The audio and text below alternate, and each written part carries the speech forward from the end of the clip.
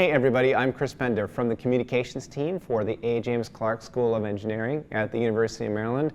We are super excited to chat with you today and share this idea of stories without words. It's very important to us, and we would say all communications operations, that you have an idea of what it is you as a communications operation are about, that you have a vision and you have a value proposition.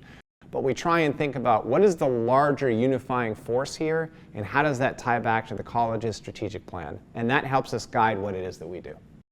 The next level up for us is really understanding our audience and what motivates that audience to get involved with our content and, more importantly, share or take action. I think it's up to us as communicators, and this is how we see ourselves, to try and create, as we like to think of them, experiences. But an experience is something that really draws the reader in, makes them feel like they're part of it, and makes them want to pass it on.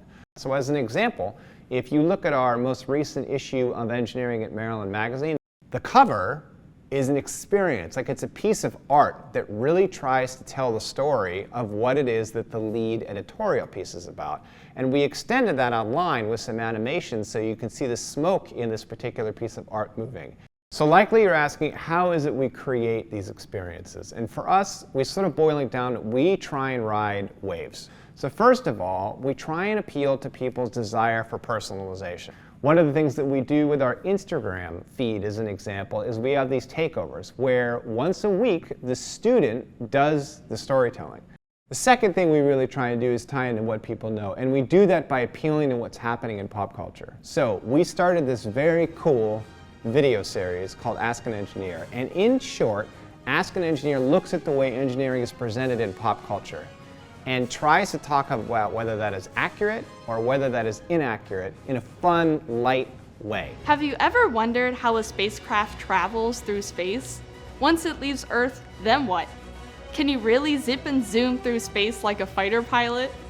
Finally, we try and make science and engineering look really cool. Because it is, and it deserves to be presented that way. And we do that in a couple ways. First of all, with our brand, you see it's very big, it's very visual, it uses icons. Second of all, we try to use a lot of high-speed photography. So this is an example of a spread from our magazine of high-speed photography of a fire sprinkler at work.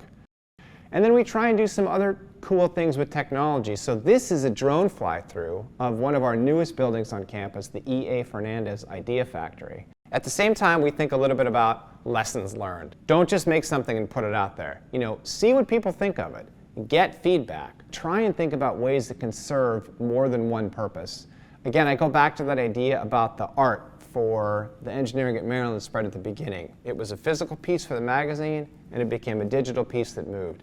So hopefully that's been of help to you. We really appreciated the chance to share a little bit about what it is that we do. Engage with us further, and we're happy to talk more about it.